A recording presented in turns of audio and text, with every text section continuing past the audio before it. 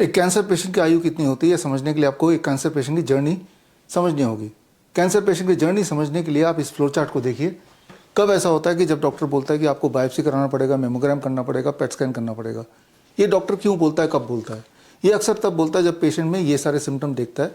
वो सिम्टम ये है कि अगर वेट घट रहा हो अनएक्सप्लेन तरीके से, यानी कि कोई एक्सप्लेनेशन नहीं, पेशेंट खाना भी खा रहा है तब भी वेट घट रहा हो, या परसिस्टेंट फीवर है जो कमी ना हो रहा हो, या फिर फटीग है, वीकनेस है, कफ है कई महीने से चल रहा है वो ठीक नहीं हो रहा, या कोई लंप है छोटा बड़ा, या फिर क्रॉनिक पेन है और पेन की वजह नहीं समझ आ रही, या फिर अनएक्सप्लेन ब्लीडिंग है, चाहे मुंह से ब्लीडिंग है, नाक से ब्लीडिंग है, या फिर स्टूल से ब्लीडिंग है, यूरिन पास करते हैं ब्लीडिंग है, वो कंसिस्टेंट है वो ठीक नहीं हो रहा, या फिर डिफ़िकल्टी इन स्वॉलोइंग, निगलते वक्त दिक्कत आ रही है। इनमें से कोई एक चीज़ अगर होती है और वो लंबे समय तक चलता है तो डॉक्टर बोलता है कि पेट स्कैन करा लो, क्या पता कैंसर है, बायोप्सी करा लो, मेमोग्राम करा लो। तो इस तरह से बात शुरू होती है। अब यहाँ पे ये सोचने वाली बात है कि पेट स्कैन, बायोप्सी, मेमोग्राम, इससे कैंसर डायग्नोज नहीं होता बल्कि इससे कैंसर पैदा होता है। इस बात को आपको समझना ही होगा। अक्सर पेशेंट्स देश विदेश से मेरे पास पेट स्कैन, बायोप्सी या मेमोग्राम की रिपोर्ट भेजते हैं और बोलते हैं डॉक्टर साहब बताइए मैं क्या करूं। Actually at the very first place ये सारे टेस्ट नहीं कराने चाहिए, क्योंकि ये टेस्ट ना केवल मिसलीडिंग होते हैं, ये सारे टेस्ट डेंजरस भी होते हैं, खतरनाक भी होते हैं। इस पे मैंने पूरा एक वीडियो बनाया, एक कैलेंडर भी हमने लॉन्च किया, that is 2025 the cancer calendar. Screen पे दिए हुए लिंक में जाके ये कैलेंडर के कंटेंट आप देख लेंगे तो आप समझ जाएंगे कि पहली गलती कोई एक पेशेंट कैसे करता है, क्यों करता है, कब करता है, और यहीं पे शुरू होती है असली जर्नी कैंसर पेशेंट की। अभी तक तो वो कैंसर पेशेंट था ही नहीं, अभी तक तो सिर्फ ये सारे सिम्टम्स थे, डिस्कम्फर्ट्स थे। ये सारे सिम्टम्स को कैंसर का नाम देने के लिए ये सारे टेस्ट किए गए, और अक्सर टेस्ट में पॉजिटिव आ ही जाता है। और टेस्ट में पॉजिटिव आने का मतलब डॉक्टर के रटे रटाए बात कि आपको कीमोथेरेपी कराना पड़ेगा, या रेडिएशन कराना पड़ेगा, या फिर इम्यूनोथेरेपी करनी पड़ेगी, या सर्जरी करनी पड़ेगी। अब ये समझना होगा कि कीमोथेरेपी, रेडिएशन, सर्जरी, इससे कैंसर बद से बदतर होता जाता है। I repeat, chemotherapy, radiation, surgery causes cancer, it causes cancer. Screen पे दिए हुए लिंक में जाके आप सारे एविडेंस देख सकते हैं कि इससे पेशेंट की हालत बद से बदतर होती है। इमेजिन कीजिए दो तरह के पेशेंट हैं, दोनों एक तरह के पेशेंट हैं। एक ने कीमोथेरेपी कराया और एक ने कुछ नहीं किया, सेम हालत होने के बावजूद भी।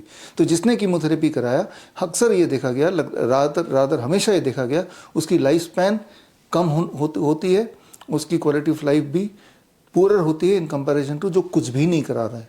यानी कि कुछ भी नहीं कराना बेहतर है इन कंपैरिजन टू डॉक्टर के बताने पे कीमोथेरेपी, रेडिएशन, सर्जरी, इम्यूनोथेरेपी कराना। और यहीं पे पेशेंट बन जाता है द ट्रू कैंसर पेशेंट।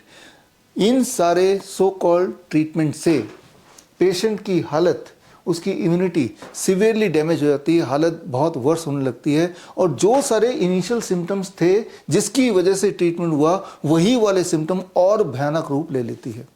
और भयानक रूप लेने के बाद वो दोबारा से पेशेंट डॉक्टर के पास जाता है और डॉक्टर बोलता है एक बार फिर से पेट स्कैन कराओ, एक बार फिर से बायोप्सी कराओ, और दोबारा से वो कीमोथेरेपी का दूसरा सिलसिला शुरू हो जाता है।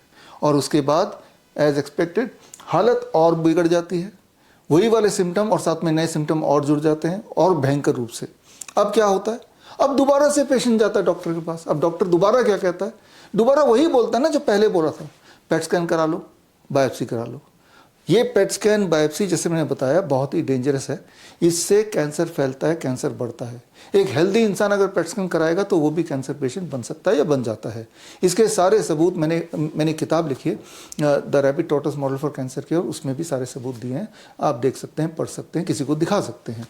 तो ये है कैंसर के पेशेंट की ज़िंदगी या उसका जो लाइफ स्पैन की बात जो हम कर रहे हैं। यानी कि जब आपको पहले सिम्टम आए, इनिशियल सिम्टम आए, सिम्टम मतलब जो मैंने अभी आपको बताए, ऐसे सिम्टम आने के बाद अब वो क्या कर रहा है पेशेंट, उस पर निर्भर करता है कि पेशेंट की लाइफ स्पैन कैसी रहने वाली है, पेशेंट की बची खुची ज़िंदगी कैसे रहने वाली है।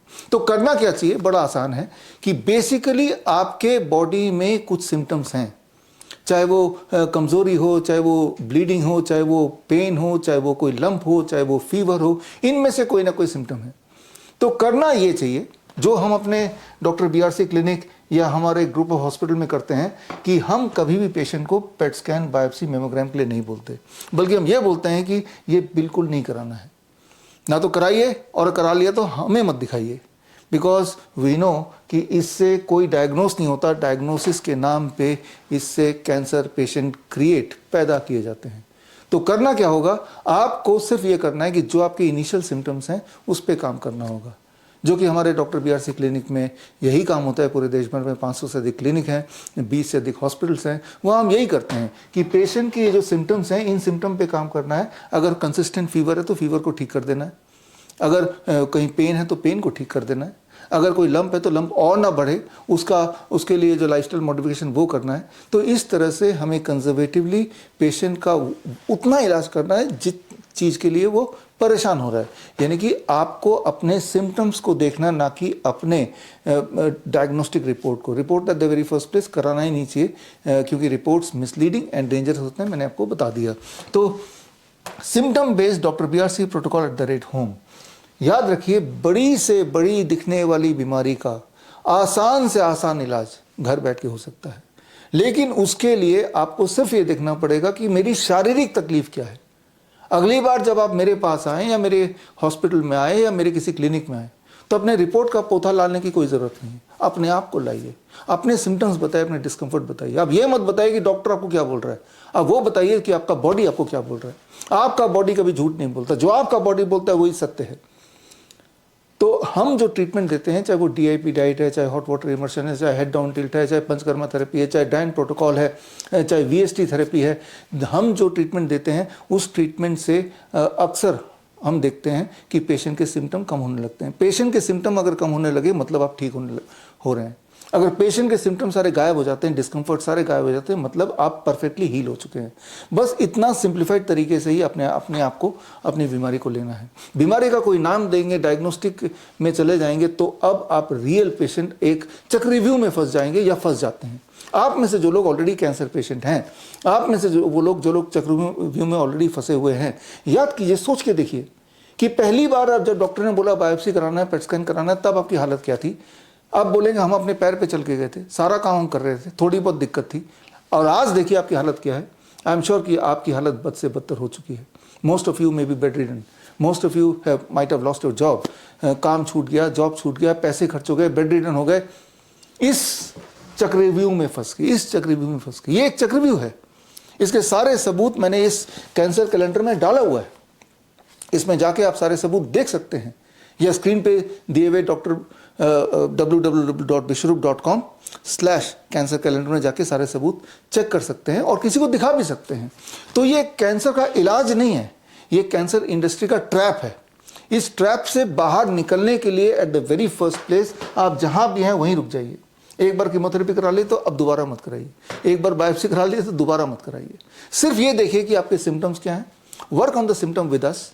और ज़्यादातर जो सिम्टम्स हैं हमने ये देखा है बड़े आसानी से घर पे ही ठीक हो सकता है।